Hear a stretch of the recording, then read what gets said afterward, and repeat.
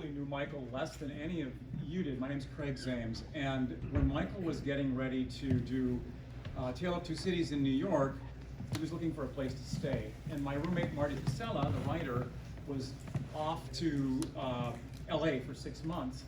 And so Michael moved in. I'd never met him before. Very charming. Week 2, he said to me, "Honey, have you ever thought of moving that couch?" Which led to, and he moved it to the most perfect place in the room. You know, I said, "Well, Michael, I thought of that." I actually had, sort of. But I said, "It's Floyd. How do you light it?" "Oh, honey, you just run the cord under the rug."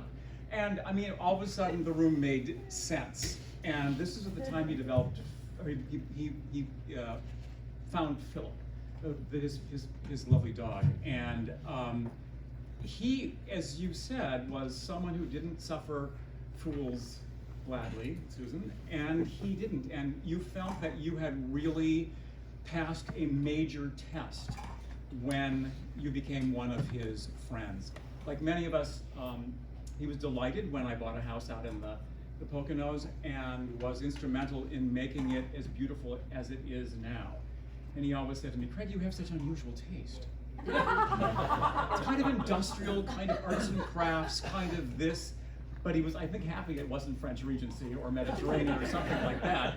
And he kind of took me on as his charity client.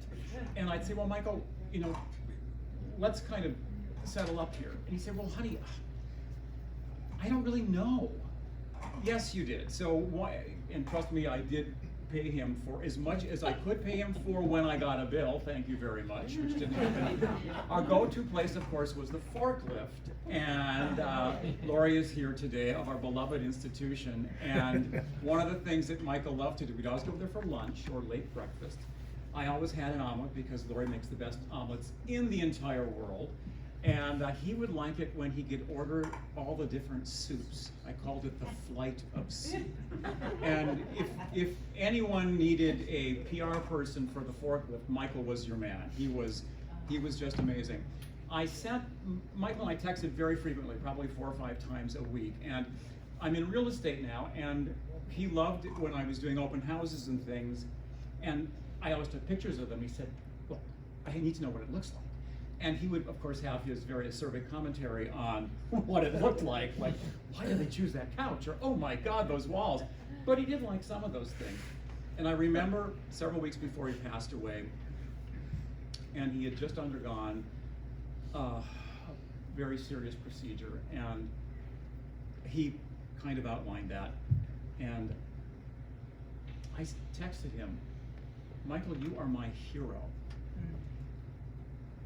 And his response was, "Well, I'm glad you think so." Rest in peace, Michael. You are a very, very loved man. Every time I'm in my house, I think of you, and I am thankful for our friendship.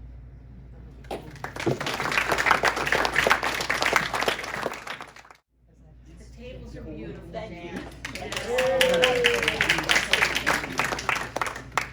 Mary just said thank you.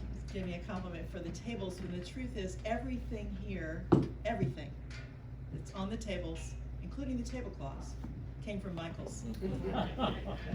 And I have spent the last week feeling like, I feel like I knew Michael somewhat well, but I knew him a lot better. Went through his house. And, you know, it's been a very creative and kind of meaningful sort of, I don't know, sort of a re-meeting of Michael, if you will, doing these centerpieces and all, because probably the thing that made me feel the best was when Jill said to me, "It's as if Michael's in the room," and that's what I felt the entire time that I was going through all of his stuff. And we didn't know how it was going to end up, you know. It was like, okay, that might be useful, that might be useful. But it just kind of, I always felt like, you know, he was in the room with me when I was putting all this stuff together. But I wanted to say one thing, because Susan had mentioned Gateway Playhouse, which is where I worked with Michael. I only worked with him once, and that was in a production of Carousel at the Gateway Playhouse, better known as Camp Gateway. And you said something about his love for young kids and, you know, and always encouraging and whatnot. That is true. But he also wanted them to know that when the time came to wash their dishes, they needed to know how to take care of others in the cast and how to take care of the environment. He was, we actually met in the kitchen, our first day of rehearsal.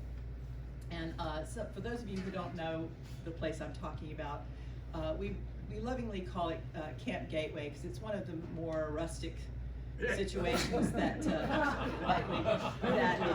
that people in our industry will go and do a job, and it's actually a good job in the sense that we are close enough to New York, because it's in Long Island, that we can, you know, go back and forth if we want and go to auditions and stuff. So a lot of New York people come out there to work. But it really is like maybe the closest thing you can get anymore to a summer stock situation. And what I mean by that is that the kitchen is across the lawn. It's not in your building where you're living, it's across the lawn. So to get your coffee in the morning, you have to go across the lawn to make your coffee. And everyone cooks in this big kitchen with, I think 3 casts at one time, one or two in rehearsal, because they have another theater in Patchogue. You know, 1 or 2 in rehearsal and 1 is performing. All at the same time are sharing 3 refrigerators. So this is the kind of situation we're talking about. Well, I met Michael, well, not met Michael, it was the first time I worked with him though. It was the first time I could say I really got to know him. On that gig, in the kitchen, after the kiddies had their breakfast or their lunch or whatever, and they'd gone to rehearsal, and nobody cleaned their dishes.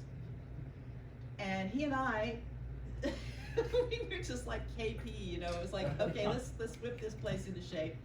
And of course, the entire rest of the run, we were on top of these kids about this, but they were so responsive to Michael. I almost felt like we were the sort of, you know, parents on the road for them, telling them what they should and shouldn't do. But the thing is, the other rustic part of Gateway were the rooms that we lived in. And I think we'd been there about a week, and I walked into Michael's room, which was on the same floor as mine, and I didn't recognize it as a Gateway room.